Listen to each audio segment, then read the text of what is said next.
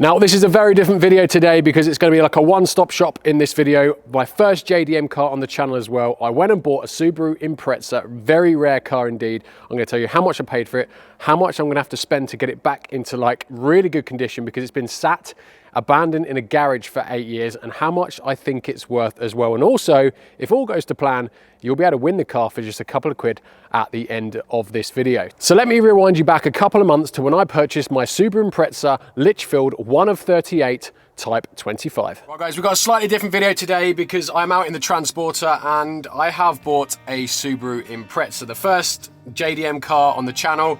Never driven one in my life. My dad had a Mitsubishi Lancer Evo Tommy Mackinnon edition, Evo 6 when I was a kid, so I always loved that car, so I was well into that. So this is like the rival to that car, the Impreza. Now, this car has sat in a garage for 8 years.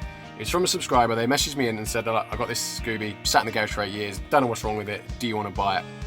Now, it's a Type 25 Litchfield Edition, which is what caught my eye because it's only 1 of 38. And it's been modified over stock. It's got 350 brakes, got some suspension mods. It's the 2.5 block with the 2-litre heads, I believe. I've done a little research, but I have no clue about Subarus. I've never driven one. We've just arrived to come and collect it, so let's go see what we bought. I've just bought myself a very clean Subaru Impreza that's been in storage for 8 years, although you wouldn't actually know it. It looks immaculate. Like the previous owners. This is clean, isn't it? Yeah, I know, it's mad. Previous owner, absolute sound guy. Guy'd see it go, but it's been sat in his garage for 8 years and he's never going to use it. So the deal is done.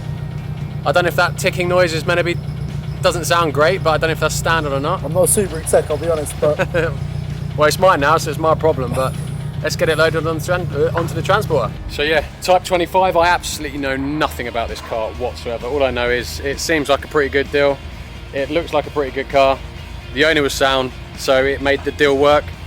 And now we're going to find out exactly if that ticking noise is supposed to be like that. And we're going to go to the ice blast as well, because we're going to drop it off and they're going to completely overhaul the suspension, the underneath, and everything like that. Now, this is a Type 25, so it had a load of differences from the standard car. This is a Jap import, so it's got a few differences, like the windscreen wiper on the rear. This is all what I've learned in the last sort of 25 minutes. It does have, I don't know how to open the boot. Let's work that out. oh, nice. Oh yeah. So this did come with coilovers specifically for this car. The previous owner did take them off because he needed a more comfortable ride, so he has got normal STI suspension on. But the good news is, under all this blanket, we have all 4 coilovers for every corner, so we can put them back on if we want. And also, it's just got intercooler spray as well, like water intercooler spray. The owner did remove it and put on an oil catch can instead, because apparently that was the intercooler spray he didn't really use, and the oil catch can was a better idea. So we do have all the water intercooler spray to put back on if we want. So yeah, this is looks like a really good car. So we're going to go down to the ice blasters now. We're going to drop it off and they're going to work their magic on the underneath, because I don't think much needs doing on the exterior. And then I think we're going to go to the Scooby clinic and do some further. They're going to look over the engine, maybe do a cam belt, dyno it, and we're going to get it back to the yard as well and do some bits. So yeah, stage 1 complete, car is bought.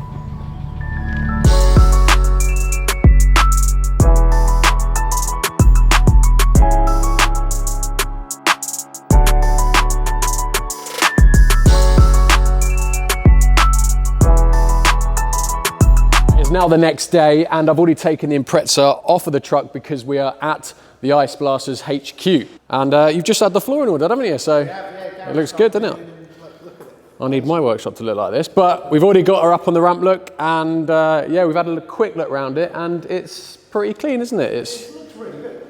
It is not too bad. It clearly has been dry stored, as you've said. Yeah, at least he wasn't lying to me and just didn't park it in the garage quickly while it's been sat in the field for 8 years. So no, it does look pretty clean. Obviously, it's going to massively benefit from a nice ice blasting treatment, but on the whole, we think it's probably going to come out all right. Yeah, no, I think it's going to be a real nice job, this, in what it's going to come out and look like afterwards. Yeah. It'll look something special. Because we're just looking at the chassis, because obviously that's the main thing with especially a 20-year-old car, and you're saying just the underseal on it. Even the seals, look, it's just immaculate. Yeah. But this underseal that's on there is obviously, it's done exactly what it's meant to do. Yeah. It's kept it from any corrosion at all. Yeah. To the extent of, I'm actually saying we're not going to take this off. Yeah. We're just going to give it a clean and then give it some sort of coating above that original underseal, which is probably not necessary, but we're going to do it just to give it that shine. Yeah, exactly, yeah. Look really good. Try and prolong it for another. It's more about the components here, the surface corrosion on all of this, try and lift all that off. Again, apply some sort of coating on that to get those bits looking fresh as well. Yeah. Just to freshen up. Yeah, exactly, yeah. I mean, because it is a little bit rusty, isn't it? So it's definitely going to benefit from it. And obviously you were trying to get the underside to match the exterior, because the exterior is also very clean. So just having a look around. It's just, yeah, it's just surface rust, isn't it? It's nothing too bad. Chassis looks good. Obviously, like on the rear diff here, you've got oil marks, so that will all come off. And that'll look really good afterwards. So we've got we've got the STI suspension on the car now, which looks absolutely massive. But we've got the Litchfield suspension in the boot, which we're going to do as well, because I'm hoping I'm going to get that refitted and put back on, so it's back to its original as it left Litchfield when it was new. So I think we're going to leave you in the capable hands of the Ice Blasters now, and we're going to come back a little bit later on in the video and see the results.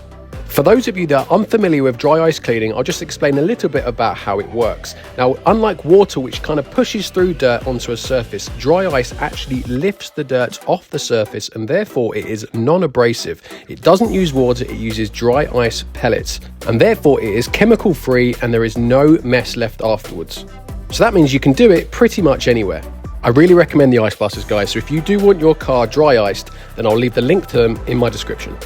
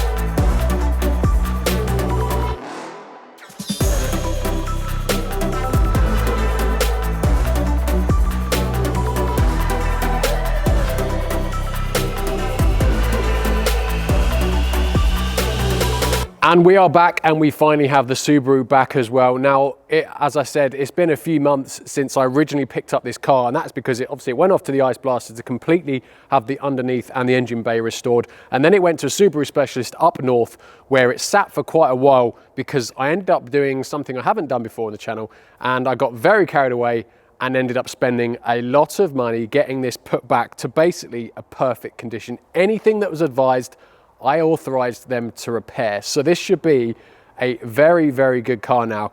And yeah, as I said, I've had it 3 months and I haven't actually driven the car at all. So we are going to be going for a drive. We're going to get it into the workshop as well.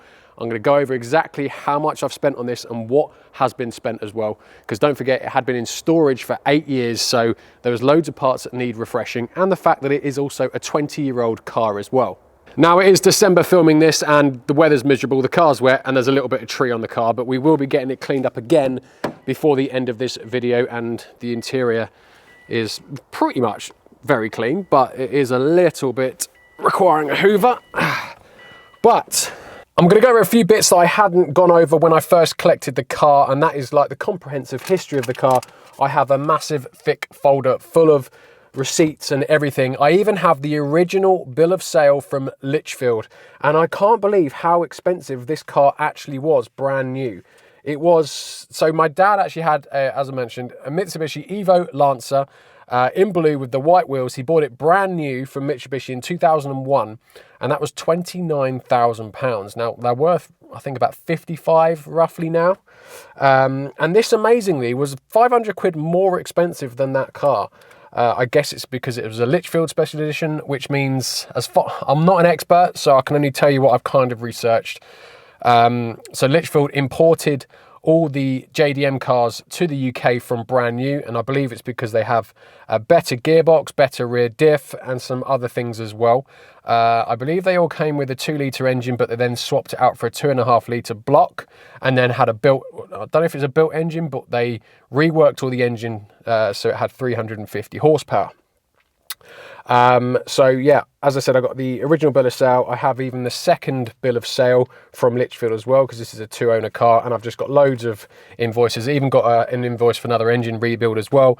And yeah, so everything about it was really good. But as I said, took it up to the Subaru specialist. I got them to do a once over, and that's, I wouldn't say problems, but there was just loads of little things that needed doing. Everything was quite, because it'd been sat for so long, everything had kind of seized up and not working properly. So a lot of stuff needed refreshing. So let's start her up. I'm going to get her into the workshop. I'm going to pop open the bonnet, and I'm going to go through exactly everything I've spent and what has been replaced.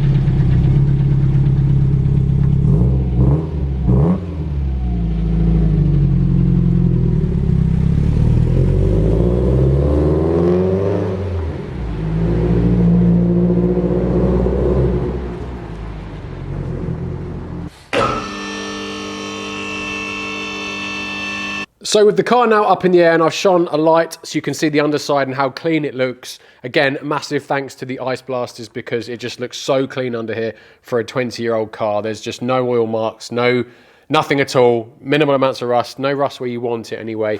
Down the sides, just really clean. Sump, gearbox, I mean, even the engine, just look how clean the engine is. It looks like brand new. Both sides as well, so really happy. We've got our new coilovers as well in green. We've got them fitted on all 4 corners, and then just going down to the rear of the car, it looks the same. In fact, actually, it probably looks even cleaner. Our rear diff nice and clean. Everything looks really good, and they've also put like an under seal or some sort of sealant on the bottom of the car just to stop it from drying out, getting rusty, etc. Doesn't let any dirt or anything settle. Basically just protects the underside. So yeah, really happy with how the underside has come out, and massive thanks to the ice blasters. So now let's get it down on the ground, pop open the bonnet, because that is where I've spent most of my money.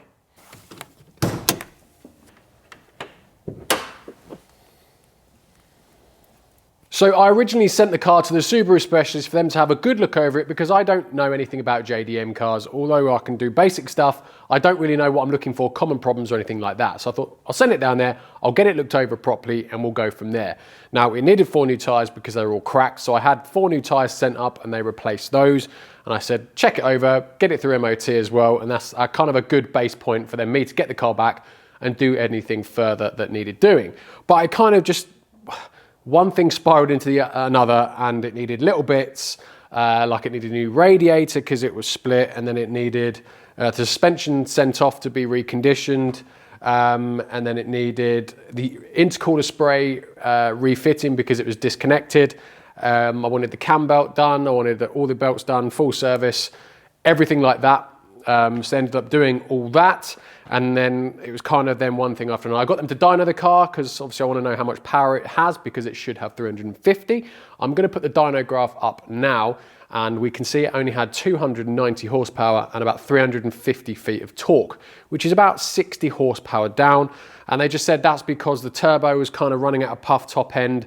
Again, it's been sat for a while, so ideally it could do with a new turbo.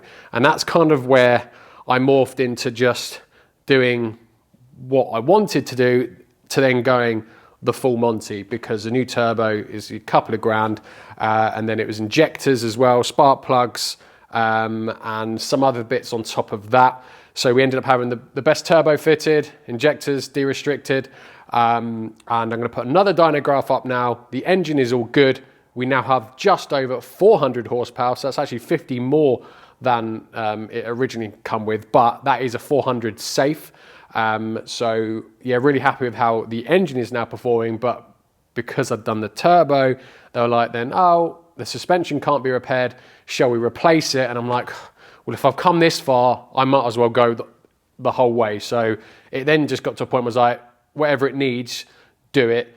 And we get an absolute solid car back. So I didn't intend for them to do all the work, but it just kind of unfolded like that. Now it's going to be easy for me just to actually read off exactly what's been done. So full ramp check over, cam belt kit supplied and fitted, standard radiators supplied and fitted, cool thermostat, gasket and stat fitted, one dead radiator fan replaced with a used unit, all good. Top hose replaced, coolant change, AC pulley changed, wiper blades, oil and filter, gearbox and diff oil change, power steering and aircon belts, brake fluid change upgrade to DOT 5.1, spark plugs fitted to colder rated ones, reinstate intercooler spray, 4 new tyres fitted.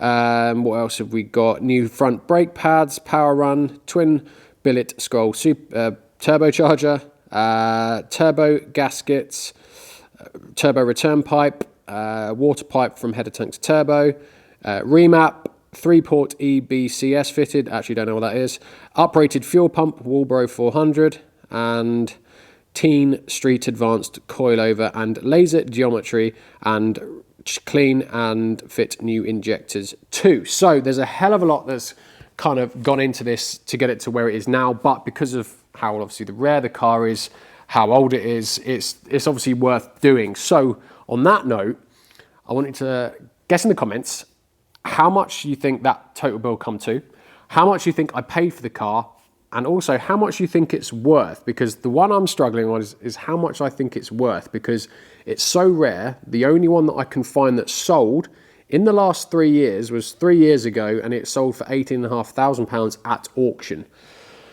So this is obviously going to be worth more than that, because it's 3 years later, rarer, and obviously prices go up, and the fact that it's just had X amount of money spent on it as well. Let me know what you think. And we're going to head over to the whiteboard.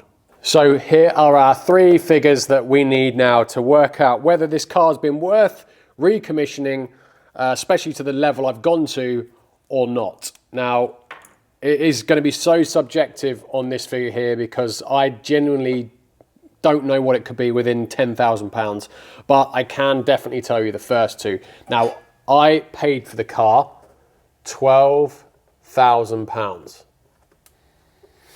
And that was based on it obviously being nicely dry stored for 8 years, hopefully not too much wrong with it, but here we go. I probably have gone over the top with recommissioning it, but I spent £8,650 getting it to the standard that it is in now. Now, this is where it's so subjective. 18.5 obviously is what another one sold for, 20,000 miles more on the clock. Didn't have all this money spent on it. So in my opinion, the car is going to be worth anywhere between, and this is an uneducated opinion, 20 to £30,000. It could genuinely be anything in between those 2 figures. I just don't know. So maybe just to play it safe, in between that, 25 grand maybe. It's just really difficult to judge. But the car's now obviously sweet, it's MOT'd. I'm going to tax it right now, and we're going to go for the first drive of the car. As I said, never driven this car apart from when I collected it and drove it 300 yards onto my transporter when I picked it up. I never drove my dad's Evo either, so it's going to be very similar to that car. So I'm quite excited to get behind the wheel of my first JDM car. I'll tell you what, I never thought I'd appreciate how nice it is to put a key into a barrel. Oh, it's like some ASMR, that is. And here as well, just...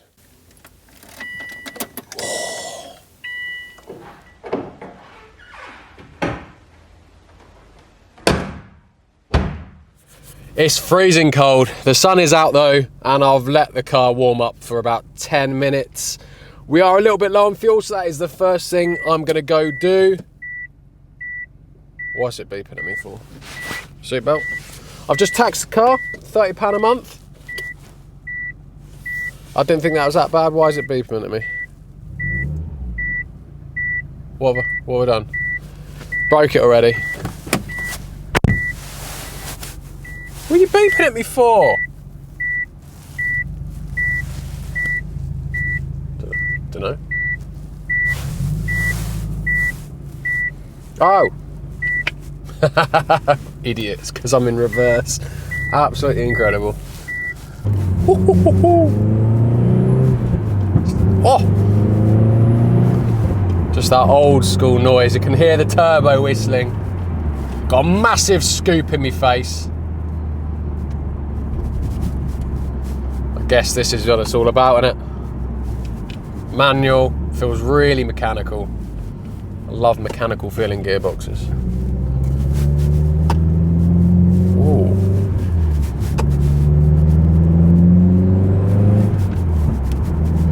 Right, I'm gonna go get some V-power. Hopefully she should have warmed up by then. And then I can go to a nice little B road. Now, I'll tell you what does feel weird. Jumping straight into a car that I've just revealed on the channel and not having to do any work to it and just getting in and going for a drive straight away. No warning lights, no knocks, no bangs. Just straight out. At least the roads are kind of dry today as well. The exhaust as well, it's not loud and obnoxious, it's actually a really nice tone. It's a bit weird, I don't know if it's just because it's a Japanese car as well. The indicator stalk's on the right. Never had that before in my life. So I'm just going to give it a little pull in third, see what we got.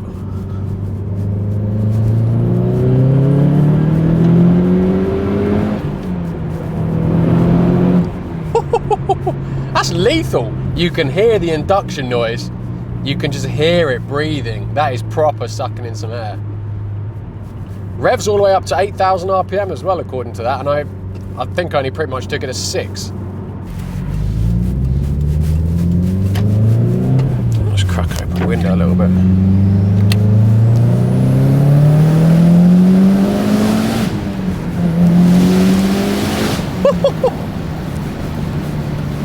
Oh, this is lethal! Really greasy out here as well. Oh my god, it's got such a nice... I'm just going to shut this again. It's got such a nice power delivery as well. It's so linear that you can't really feel the boost kick in hard. It's got a really smooth, progressive power, which you probably saw from the dyno graph that I showed you, but I expected it to be a lot laggier than it is, because obviously back in the day the 2 litres with massive turbos,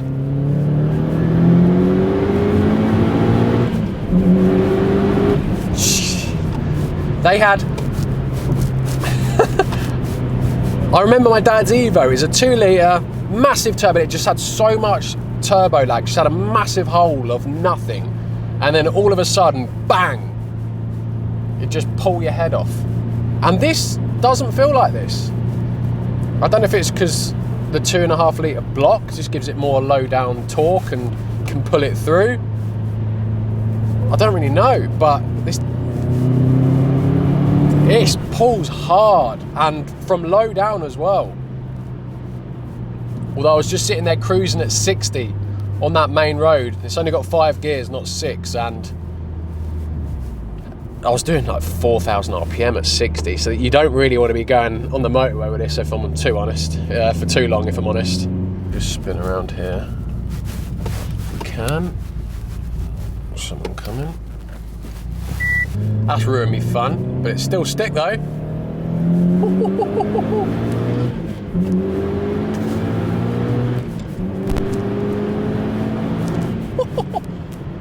Oh, you won't get bored of that in a hurry, I'll tell you that.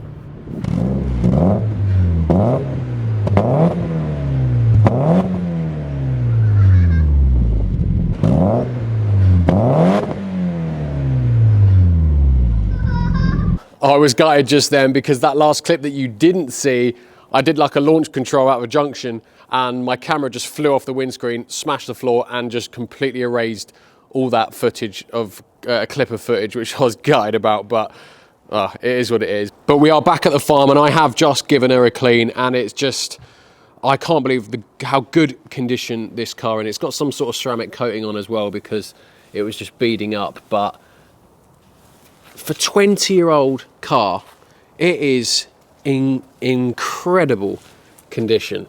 The paintwork is just near enough, absolutely perfect all round. There's 2 blemishes, and this isn't even a blemish. There's a bit of sealant coming out here of the spoiler, and on this door, it's got a bit of a dent here, look. And I'm going to try and get that fixed because it is the only thing on the car. There's no scuffs, no scratches. It is perfect. And as I said at the beginning of the video, guys, this is now live on Compete for Cars right now. So you can now win this car for just a couple of pounds. There is a cash alternative of £10,000 if anyone does want it. But yeah, go click the link in the description, guys. Go get your tickets. We're probably going to do the draw for this the day before New Year's Eve as well. So someone could win this car just in time for 2025. It's just, if I could keep every car, I genuinely would, but I just never get to drive them all. Too busy. And if I had a garage as well to store them, I might be tempted as well, but I just don't want this sat outside. Feeling sorry for yourself because it does deserve to be garaged. This is the condition it's in. So as the sun sets today, guys, the sun is going to set on this video. I do hope you enjoyed this video. A little bit different to what I normally do. As I said, I was supposed to do the work myself, but I just got a bit carried away and that didn't end up happening. But let me know what you thought of this type of video, if you did enjoy it or not. And I'll catch you in the next one, which is either going to be the VRS3 or the Hurricane. So as always, guys, thank you very much for watching and I'll catch you in the next one. Cheers, guys.